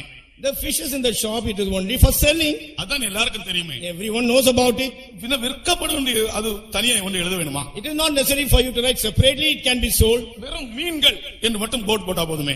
If you just put a board by signage by telling only fishes, that will do. உடனே இவர் செய்தாரா, அது சரிதான் என்று சொல்லி விற்கப்படும் என்று எடுத்துட்டார். He thought that is correct. Immediately the term to be sold, he removed it. அடுத்து கடைசியாக ஒரு ஃப்ரெண்ட் வந்தார். கொஞ்ச நாளைக்கு பிறகு After few days another friend came. எப்ப மீன் கடையில மீன் வச்சிருக்கிறது தான் எல்லாருக்கும் தெரியுமே, இப்ப நாங்க மீன் எழுதணுமா? In the fish shop, everyone knows that you have a fish. Is it necessary for you to write like this? மீன் கடைக்கு மீன்கள் என்ற போர்டு தேவையில்லையே. 1 கிலோமீட்டர் அந்த பக்கத்துல வரும்போதே வாசனை அடிக்குதே. For a fish shop to write a board fish is not required. In 1 kilometer distance you can get to know the smell. அதனால போர்டே தேவையில்லப்பா. You need not have a board at all, he told him. அதோட அவனுடைய business போச்சு. With that his business closed. இதுபோல நாம் அறிந்திருக்கிற சத்தியத்துக்கு விரோதமான வார்த்தைகள், அந்நியமான வார்த்தைகள், உபதேசங்கள் தந்திரமாய் நயவஞ்சகமாய் பிசாசு கொண்டு வரும்போது அதை நாம் விளங்கிக் கொள்ள வேண்டும். When devil brings deceptively in a very subtle manner all the strange truth against the right truth what we have known, we should be able to understand it. கர்த்தருக்கு ஸ்தோத்திரம். Praise be to God. சத்தியங்கள் எல்லாம் நமக்கு எழுதப்பட்டு கொடுக்கப்பட்டிருக்கிறது கையிலே. All the truths have been written and handed over to in our hands. முதலாம் நூற்றாண்டின் காலத்தில் ஜீவித்ததான பரிசுத்தவான்களுக்கு இதுபோல ஒரு பைபிள் கையிலே இல்லை.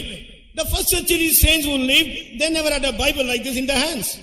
இப்பொழுது நமக்கு எவ்வளவு அருமையாக ஒரு வேத புஸ்தகம் கையில் இருக்கிறது. Now beautifully a Bible has been kept in our hands. உபதேசங்கள் இருக்கிறது. We have teachings. உபதேச புத்தகங்கள் இருக்கின்றன. We have the books of doctrines. நல்ல முறையில் நாம் உபதேசங்களை படித்திருக்கிறோம். We have learned this doctrine in a very good manner. ஆனால் உபதேசங்களுக்கு விரோதமாய் பேசுகிறவர்கள் யாரோ அவர்கள் ஓனா என்று பவுல் சொல்லுகிறார். Saint Paul says those who are talking contrary to the true doctrine, they are called as wolves. நாம் கேட்கிற உபதேசங்களில் நம்முடைய இருதயத்தை ஸ்திரப்படுத்திக் கொள்ள வேண்டும். We should establish our heart in the truth of the doctrines what we hear. போஜன பதார்த்தங்களினால் அல்ல, போஜன பதார்த்தங்களினால் அல்ல. It is not through any food or any deities. Tamil டிரான்ஸ்லேஷன்ல போஜன பதார்த்தங்களினால் அல்ல என்று எழுதப்பட்டிருக்கு. ஆனால் இங்கிலீஷ்ல எப்படி தெரியல, மலையாளத்திலே போஜன பதார்த்தங்களின் நியமங்களினால் அல்ல. அதுதான் சரி. In Malayalam term, the correct word, it is written correct way. போஜன பதார்த்தங்களின் நியமங்களால் அல்ல. It is not because of the laws of the food. கிருபையினால் இருதயம் ஸ்திரப்படுவது நல்லது. It is good that our heart be established through grace. காரணம் யூதர்களுக்கு சில போஜன பதார்த்தங்களை குறித்துள்ள நியமங்கள் இருந்தது. For Jews, there are certain laws concerning their food. கைகளுக்கு அமைச்சலப்படக்கூடாது. Without washing the hand, they should not eat. பாத்திரங்களை கழுவணும். They should wash the vessels. பாத்திரங்களுடைய வெளிப்புறத்தை எல்லாம் நன்றாக கழுவுவார்கள். They will wash the vessels, everything outwardly. கைகளை கழுகிறது, கால்களை கழுகிறது, Washing the feet and legs. பாத்திரங்களை கழுகிறது. Washing the vessels. இதெல்லாம் யூதர்களுடைய ஆகாரத்துக்குரிய பிரமாணங்கள். For Jews, there were laws pertaining to the food. அதனால் இருதயம் ஸ்திரப்பட முடியவில்லை. With that, the heart could not be established. நியாயப்பிரமாணத்தை பின்பற்றினவர்கள் கிருபையிலிருந்து விழுந்தார்கள். Those who followed after law fell in grace. பிரியமானவர்களே, நாம் கேட்கிற உபதேசங்கள் நம்முடைய இருதயத்தை ஸ்திரப்படுத்துகிறது. The teachings of the doctrine, what we hear, that establishes our heart. கேட்கிற வசனங்களிலே உன்னுடைய இருதயத்தை நீ பலப்படுத்திக் கொள்ள வேண்டும். You must strengthen your heart with the words what you hear. கர்த்தருக்கு ஸ்தோத்திரம். Praise be to God. அப்பொழுது அதற்கு விரோதமாய் வந்து நயமாய் யாராலும் பேசினால் நீ அவர்களில் இருந்து உன்னை தப்புவிக்கலாம். Against this, if anyone in subtle way they speak contrary to this, you can escape from them. சாசு உன்னிடத்தில் நயமாய் பேசுவான். Devil will come in a deceptive way and talk to you. Eden தோட்டத்திலே நடந்த அக்கிரமம் அதுதான். This is the iniquity which took place in the garden of Eden. கர்த்தர் சொன்ன வார்த்தைக்கு மாறாக நயமாக அவர்களோடு பேசினான். In a subtle way he spoke a word contrary to the word what Lord spoke unto them. கர்த்தர் உன்னை நேசிக்கிறார். Lord is loving you. கர்த்தர் உன்னை அழைத்தார். Lord called you. உன்னை அபிஷேகித்தார். He anointed you. பரிசுத்தவான்களுடைய ஐக்கியத்தில் உன்னை கொண்டு வந்தார். He has brought you into the fellowship of the saints. உன்னுடைய இருதயம் நீ கேட்கிற உபதேசங்களிலே உறுதியா இருக்க வேண்டும். Your heart should be established in the teachings what you hear. நயமாக தவறாக வருகிற உபதேசங்களுக்கு நீ உன்னுடைய செவியை விலக்க வேண்டும். You should depart your ears from hearing the teaching which is coming in a subtle way. இப்படிப்பட்ட ஓநாய்கள் நடுவிலும் இப்படிப்பட்ட முட்களின் நடுவிலும் அவருக்கு பிரியமானவள் தேவ ஜனங்கள் இன்றைக்கு உலகத்திலே ஜீவித்துக் கொண்டிருக்கிறார்கள். People of God is beloved on this earth they are living among the wolves and this kind of thorns. அவர்களுக்கு தான் இயேசு சொன்னார், உங்களை நான் திக்கற்றவர்களாக விட மாட்டேன். And unto them only Jesus said, I will not leave you உங்களை comfortless. நான் அநாதைகளாய் விட I மாட்டேன். will not leave you fatherless. உங்களை நான் தள்ளிவிட மாட்டேன். I will not reject you. நான் உங்களை சேர்த்துக் கொள்வேன். I will gather you. கர்த்தருக்கு ஸ்தோத்திரம். Praise be to God. இந்த வார்த்தையை நீங்கள் விசுவாசித்து இன்றைக்கு உங்கள் வீடுகளுக்கு திரும்பி போங்கள். You must believe these words and thus you should return back to your houses. கர்த்தராகிய இயேசு கிறிஸ்து அநாதைகளின் சொந்தமாக இருக்கிறார். Lord Jesus Christ, He owns the fatherless. உங்களுக்கு தெரியுமே, எபிரேயன் என்ற வார்த்தை முதலாவது ஆபிரகாமுக்கு கிடைத்த வார்த்தை. You all know that this word called Hebrew, first of all Abraham received it. எபிரேயன் என்ற பெயர் ஆபிரகாமுக்கு கிடைத்த பெயர். The name Hebrew is the name given unto Abraham. எபிரேயன் என்ற பெயர் அது ஒரு ஜாதி பெயர் அல்ல. The name called Hebrew, that doesn't belong to any caste or a nation. எபிரேயர் என்ற பெயர் ஒரு காரண பெயர். ஒரு காரண பெயர். The name Hebrew, it came by a reasoning. ஆனால் பின் நாட்களிலே எபிரேயன் என்ற பெயர் ஒரு ஜாதிக்கு பெயராய் மாறிவிட்டது. In the latter days, the name of Hebrew came unto a nation. Hebrew என்று சொன்னால் பரதேசி என்ற அர்த்தம். Hebrew means a stranger. கர்த்தருக்கு ஸ்தோத்திரம். Praise be to God. ஒரு பரதேசி. He is a stranger. இந்த உலகத்திலே பரதேசிகளாய் ஜீவிக்கிறவர்கள் எல்லாரும் எபிரேயர்கள் தான். On this earth, all those who live as strangers or pilgrims, they are Hebrews. அவர்களுக்கு கர்த்தர் சொல்லுகிறார், உங்களை நான் திக்கற்றவர்களாய் விடேன். To them the Lord says, I will not leave you fatherless. உங்கள் இருதயம் கலங்காதிருப்பதாக. Let not your heart be troubled. எந்த காரியங்கள் சந்தர்ப்பத்திலும் உங்களுடைய இருதயம் கலங்க வேண்டாம். No matter in whatever occasion you go through, let not your heart be troubled. நான் உங்களை திக்கற்றவர்களாய் விடேன், நான் உங்களை வந்து என்னிடத்தில் சேர்த்துக் கொள்வேன். I will not leave you comfortless, I will come and receive you unto myself. கர்த்தருக்கு ஸ்தோத்திரம். Praise be to God. இது கர்த்தராகிய இயேசு கிறிஸ்து அவருடைய ரகசிய வருகையை பற்றி சொன்ன வார்த்தை. This is the word Lord Jesus Christ spoke about his secret coming. அடுத்ததாக அவருடைய ரகசிய வருகையை பற்றி தூதர்கள் சொல்லி இருக்கிறார்கள், அப்போஸ்தலர்களும் அநேகர் கூறி இருக்கிறார்கள். The angels of God, even many apostles have spoken about his secret coming. நேற்றுக்கு நான் சொன்னேனே, I told yesterday, இயேசு கிறிஸ்து வானத்துக்கு எழுந்தருளி போகும்போது when Jesus Christ went up to heaven, சீஷர்கள் வானத்தை பார்த்துக் கொண்டிருந்தார். the disciples steadfastly looked towards heaven. அப்பொழுது தூதன் இயேசு கிறிஸ்துவினுடைய வருகையை பற்றி அவர்களோடு பேசினான். That time an angel of God spoke about the coming of Jesus unto the disciples. கலிலேயராகிய மனுஷரே என்று சொன்னான். He told the men of Galilee. கலிலேயராகிய மனுஷரே. Oh men of Galilee. ஏன் அந்த இடத்திலே கலிலேயராகிய மனுஷரே என்று சொல்ல வேண்டும்? Why in that place he must say, oh men of Galilee? இதுபோல ஒரு நாள் ஆகார் ஆபிரகாமுடைய வீட்டை விட்டு ஓடும்போது தேவதூதன் ஆகாரை பார்த்து ஆகாரே என்று கூப்பிட்டிருக்கலாம். ஆனால் அவன் கூப்பிடுகிறான் சாராளின் அடிமை பெண்ணாகிய ஆகாரே என்று கூப்பிட்டான். When Agar she ran away from the house of Abraham, angel of God could have addressed her by name Agar, but he says, oh bondwoman or the servant of Sarah. பிரியமானவர்களே, சாராளே ஆகாரே என்று கூப்பிட்டிருக்கலாம். ஆனால் அவன் கூப்பிடுகிறான் சாராளின் அடிமை பெண்ணாகிய ஆகாரே என்று கூப்பிட்டான். He could have told her Agar, but he says bondwoman who is the servant of Sarah. ஏன் அதற்கு ஒரு காரணம் உண்டு. Because there is a reason for that. நீ சாராளின் அடிமையாக இருக்க உனக்கு விருப்பம் இல்லை, அதனால் தான் நீ ஓடுகிறாய். தேவதூதன் கூப்பிடுகிறான் சாராளின் அடிமை பெண்ணாகி ஆகாரே. You don't like இன்னும் அடிமையாக இருக்க வேண்டும். You don't like to be a servant unto Sarah, that's why you are running away from the angel of God says, thou bondwoman who is the servant of Sarah, now you are running away, he says. கலிலேயராகிய மனுஷரே என்று தேவதூதன் கூப்பிடும்போது அதுல ஒரு உள்நோக்கம் உண்டு. When the angel of God says, oh men of Galilee, there is an inner meaning behind it. தூதன் கலிலேயர் என்று சொல்லும்போது when the angel of God says Galilee, இவர்கள் எல்லாரும் தங்களுடைய அழைப்பை பின்னே திரும்பி பார்க்க வேண்டும். all these people once again should look back towards the calling. கர்த்தருக்கு ஸ்தோத்திரம். Praise be to God. இவருடைய இருதயம் கலங்குகிறது. Their hearts are getting troubled. தாங்கள் நம்பி வந்தவர் இப்படி வானத்திலே ஏறி போய்விட்டார். Person whom they trusted, now he rose to heaven. இவரை நம்பி தாய் தகப்பனை விட்டோம், Trusting in him we left our father and mother. இவரை நம்பி வீடு வாசலை விட்டோம், Believing in him we left our houses and other things. இவரை நம்பி எல்லாவற்றையும் வெறுத்து வந்தோம். Believing we forsook everything and came forward. இப்பொழுது இவர் நம்மை விட்டு பரலோகத்துக்கு எழுந்தருளி போகிறாரே. Now he has gone to heaven leaving us. உண்மையாகவே இருதயம் கலங்கத்தானே செய்யும். Definitely the heart will get troubled. வானத்தை அண்ணாந்து பார்க்கிறார்கள், கைவிடப்பட்டவர்கள் போல. As a forsaken people, steadfastly, now they are looking towards heaven. அந்த சந்தர்ப்பத்திலே தூதன் கூப்பிடுகிறான் கலிலேயராகிய மனுஷரே. During that occasion, angel of God tells them, oh men of Galilee. கலிலேயர் என்ற வார்த்தை கேட்கும் போதே இவர்கள் என்ன நிலைமையில் இருந்த கர்த்தர் இவர்களை அழைத்தார், எதற்காக அழைத்தார் என்றெல்லாம் அவருடைய இருதயத்துக்குள் திரும்பி ஒருமுறை அவர் சிந்திக்க ஒரு இடம் உண்டாக்கினான். As soon as they heard the term Galilee, the disciples were able to think on which situation, on what condition Lord called them. They began to think about it. அவர் தூதன் சொல்கிறான் திரும்பவும் அவர் வருவார் என்று. The angel says, again he will come. கர்த்தருக்கு ஸ்தோத்திரம். Praise be to God. அவர்கள் வானத்தையே நோக்கி கொண்டு நின்றார்கள். Steadfastly they were looking towards heaven. நான் நேற்று உங்களுக்கு சொன்னது போல முதலாம் நூற்றாண்டின் சபையும் அவர் இப்பொழுது வந்து விடுவார் என்று சொல்லி அவரையே நோக்கி இருந்தார்கள். As I told you yesterday, the first century believers telling that he will come today, they were only looking towards heaven. இருதயத்திலே வேற எந்த எண்ணமும் இல்லை, வாஞ்சையும் இல்லை. இயேசு இப்பொழுது வருவார், அது ஒரே எண்ணமாய் இருந்தது. There is no other desire or thought in the heart. Only the thought is Jesus will come today, and they were looking towards him. கர்த்தருக்கு ஸ்தோத்திரம். Praise be to God. இது தூதனுடைய வார்த்தை. This is the word of the angel. அடுத்தது யாக்கோபு அப்போஸ்தலன் சொல்கிறார். Next to that, apostle James says, அவருடைய வருகை சீக்கிரமா இருக்கிறபடியால் நீங்கள் உங்கள் இருதயங்களை ஸ்திரப்படுத்துங்கள். because his coming is very soon, you establish or make firm your hearts.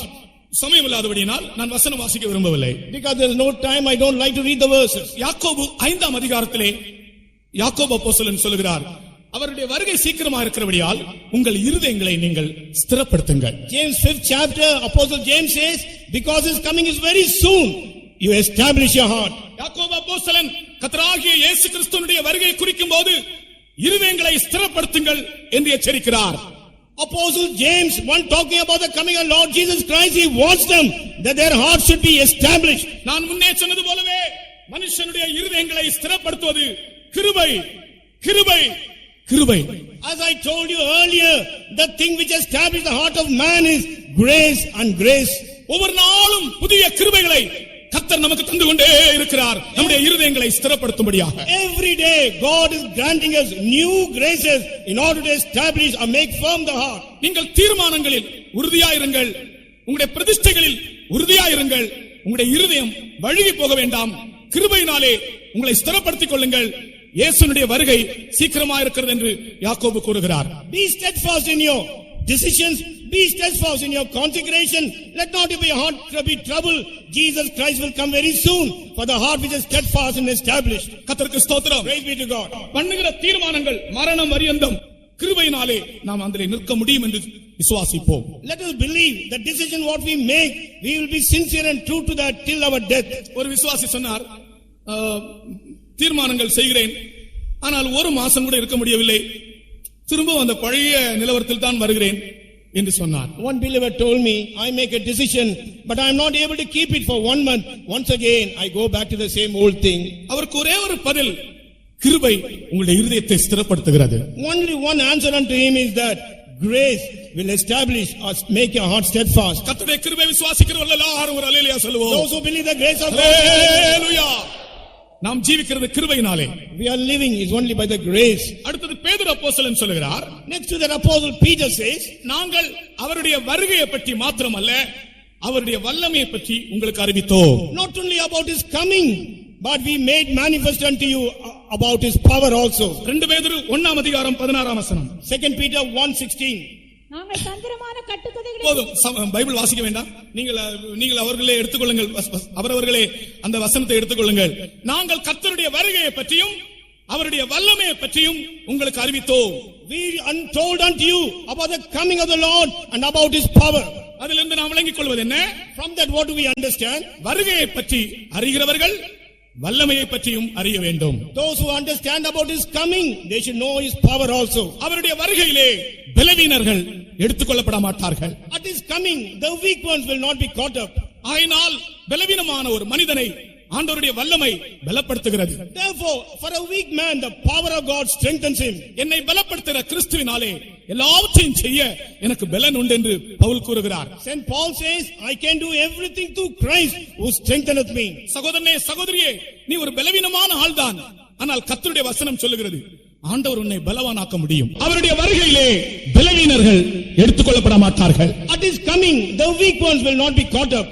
ஆயினால் பலவீனமான ஒரு மனிதனை ஆண்டவருடைய வல்லமை பலப்படுத்துகிறது. Therefore, for a weak man, the power of God strengthens him. என்னை பலப்படுத்துகிற கிறிஸ்துவினாலே எல்லாவற்றையும் செய்ய எனக்கு பலன் உண்டு என்று பவுல் கூறுகிறார். Saint Paul says, I can do everything through Christ who strengtheneth me.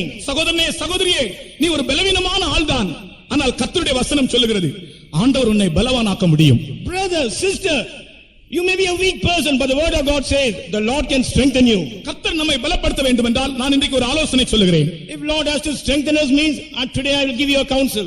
நம்முடைய பலவீனம் என்ன என்பதை நாம் நன்கு அறிய வேண்டும். We should know very clearly as to what is our weakness. இந்த நீதிமொழிகளில் ஒரு வசனம் உண்டு, பூமியிலே மகா ஞானம் உள்ளவைகள் 4 உண்டு என்று. In Proverbs there's a verse, there are 4 creatures who have got a great wisdom on this earth. பூமியிலே மகா ஞானம் உள்ளவைகள் 4 உண்டு. On this earth, those who have a great wisdom of 4. அந்த 4னுடைய மகா ஞானம் என்ன தெரியுமா? You know what is the wisdom of those great 4? அந்த 4 பலவீனமான பிராணிகளுடைய ஞானம் என்னவென்றால், தங்களுடைய பலவீனங்களை அவைகள் அறிந்திருந்தன. அதுதான் அதனுடைய ஞானம். You know the great wisdom of the 4 creatures is they have understood, known their weakness. இப்ப ஒரு எறும்பு ராத்திரி எல்லாம் இரை சம்பாதிக்கிறது. An ant throughout the night it goes in search of the prey. ராத்திரி 12 மணி என்று இல்ல, 1 மணி என்று இல்ல, எறும்புக்கு அது வேலை செய்து கொண்டே இருக்கிறது. It is not night 12 o'clock or 1 o'clock, the ant will continue to work. ஓ எறும்பே, எறும்பே, இந்த ராத்திரி என்ன உனக்கு தூக்கம் இல்லையா? நீ இந்த 1 மணி 12 மணிக்கெல்லாம் நீ வேலை செய்கிறாய் என்று கேட்டால் அது சொல்லும், அப்பா ஒரு மழைக்காலம் வந்தால் என்னால முடியாதப்பா, நான் ஒரு பலவீனமான ஆள். அதனுடைய பலவீனம் என்ன என்பதை அது அறிகிறது. அதுதான் ஞானம். உன்னுடைய பலவீனம் என்ன என்பதை நீ அறிந்தால் அதுதான் உன்னுடைய ஞானம். If you go and ask ant, it is 1 o'clock, it's midnight 12 o'clock, why are you going like this? That ant will reply unto you. கர்த்தருக்கு During the ஸ்தோத்திரம். monsoon I cannot search for a prey, and it has known his weakness, and that is the thing. கர்த்தருடைய நாமத்துக்கு மகிமை உண்டாவதாக. Glory be to the name of God. ஆகையால் நம்முடைய பலவீனங்களை நாம் அறிந்தால் நம்மை கர்த்தர் பலவான்களாக்குவார். If we know our weakness, God will make us mighty. கர்த்தருடைய வருகையை பற்றியும் அவருடைய வல்லமையை பற்றியும் நாங்கள் உங்களுக்கு அறிவித்தோம். We told you unto you about his coming and about his power. அடுத்தது யோவான் அப்போஸ்தலன் சொல்கிறார், Next to that apostle John says, அவருடைய வருகையை பற்றி, concerning his coming, பிள்ளைகளே, அவர் வெளிப்படும்போது நாம் அவருடைய சமூகத்தில் தைரியமாக இருக்க வேண்டும் என்று சொல்லுகிறார். He says, children, when he appears, we should be bold in his presence. 1 யோவான் 2 அதிகாரம் 28 வசனம். 1 John 2nd chapter verse 28. அப்ப அவருடைய வருகையிலே நாம் தைரியமுடையவர்களாக இருக்க வேண்டும். At his coming, we should have confidence or boldness. இந்த இடத்திலே தைரியம் என்பது குற்றமற்ற மனசாட்சியை காண்பிக்கிறது. In this place, boldness talks about conscience void of offense. கர்த்தருடைய வருகைக்காக காத்திருக்கிற அனைவரும் குற்றமற்ற இருதயத்தை காத்துக்கொள்ள வேண்டும். Those people who are waiting for the coming of the Lord, they should preserve the heart void of offense. கர்த்தருக்கு ஸ்தோத்திரம். Praise be to God. என்னில் நான் ஒரு குற்றத்தையும் அறியேன் என்று சொன்ன பவுலை போல ஒரு நல் மனசாட்சியை இந்த கடைசி காலத்திலே நாம் பெற்றுக்கொள்ள வேண்டும். As Saint Paul says, I find no fault in me. The same good conscience, we should preserve it in these last days. கர்த்தருடைய பரிசுத்த நாமத்துக்கு ஸ்தோத்திரம். Praise be to the holy name of God. இப்படிப்பட்டதான நல் மனசாட்சியோடு அவருடைய வருகைக்காக நாம் காத்திருக்க வேண்டியது அவசியமா இருக்கிறது. Like this, with a good conscience, we have to wait anticipating for his coming. கர்த்தராகிய இயேசு கிறிஸ்துவினுடைய வருகைக்கு முன்பு அநேக காரியங்கள் இந்த உலகத்திலே சம்பவிக்க வேண்டும். Before the coming of Lord Jesus Christ, many things has to take place on this earth. முதலாவதாக எல்லாரும் மனம் திரும்ப வேண்டும். First thing, all should repent. இப்பொழுது நான் இயேசு கிறிஸ்துவினுடைய வருகைக்கு முன்பாக சில சம்பவங்கள் இந்த உலகத்திலே நடக்க வேண்டும். 1-2 நிமிஷங்களில் அதை நான் சொல்லுகிறேன். Before the coming of Lord Jesus Christ, certain incidents has to take place on this earth. 1 or 2 things I will speak unto you. எல்லா மனுஷரும் மனம் திரும்ப வேண்டும் என்று அவர் விரும்புகிறார். He desires that all men should repent. நோவாவின் காலத்தில் 100 வருஷத்துக்கு மேல் ஆண்டவர் பொறுமையாக இருந்தார். During the time of Noah, for almost 100 years, Lord was patient. இன்றைக்கு ஆண்டவருடைய நீடிய பொறுமை அதைவிட நீளமானதா இருக்கிறது. Today, the long suffering of Lord Jesus Christ is greater than that. நோவாவின் காலத்தில் மனம் திரும்பும்படியாக 100 வருஷங்களுக்கு மேல் அவர் காத்திருந்தார். During the time of Noah, Lord was waiting for more than 100 years that the people may repent.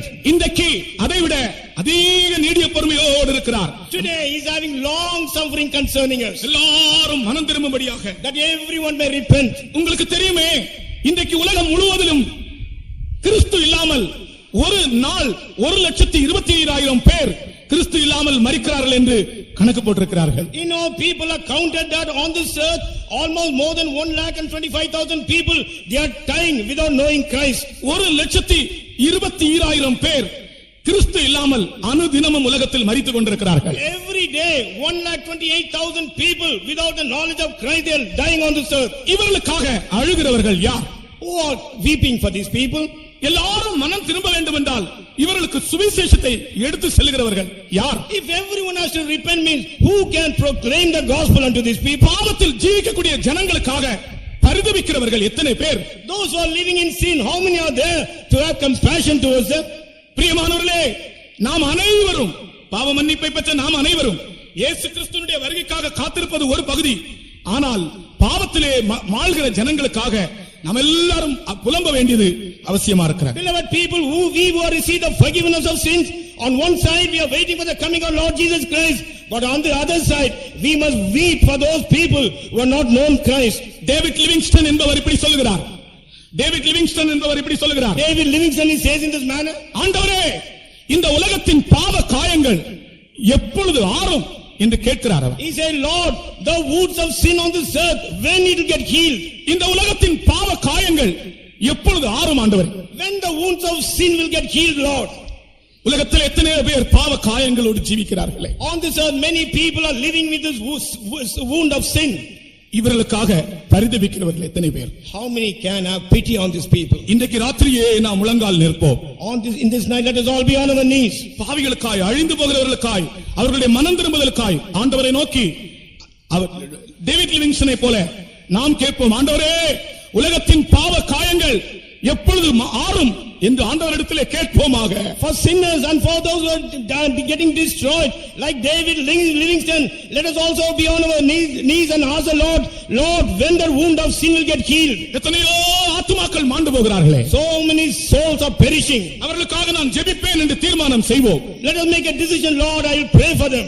அழுவேன் என்று தீர்மானம் செய்வோம். Let us make a decision, Lord, I will cry for them. கர்த்தருக்கு ஸ்தோத்திரம். Praise be to God. கர்த்தராகிய இயேசு கிறிஸ்து சீக்கிரம் வரப்போகிறார். Lord Jesus Christ is going to come very soon. இதனுடைய மீதி உள்ள காரியங்களை கர்த்தருக்கு சித்தமானால் நான் நாளைக்கு சொல்லுகிறேன். The rest of the things, if it is the will of God, I will tell you tomorrow. நான் உங்களை திக்கற்றவர்களாய் விடேன். I will not leave you comfortless. நான் உங்களை ஆறுதலற்றவர்களாய் விடேன். I will not leave you fatherless. நான் உங்களை அனாதைகளாய் விடேன். I will not leave you orphans. இந்த வாக்குத்தத்தத்தை நாம் எல்லாரும் விசுவாசித்து திரும்பி போவோமாக. Let us all believe these promises and return back. இயேசு சீக்கிரம் வரப்போகிறார். Jesus is going to come soon. விசுவாசத்தோடு கொஞ்ச நேரம் ஸ்தோத்திரம் பண்ணி பரிசுத்த ஆவியால் நிரம்புங்கள். With faith, let us praise God for some time and get filled in the Holy Spirit. ஆமென். இயேசு சீக்கிரம் வரப்போகிறார். Jesus is going to come soon.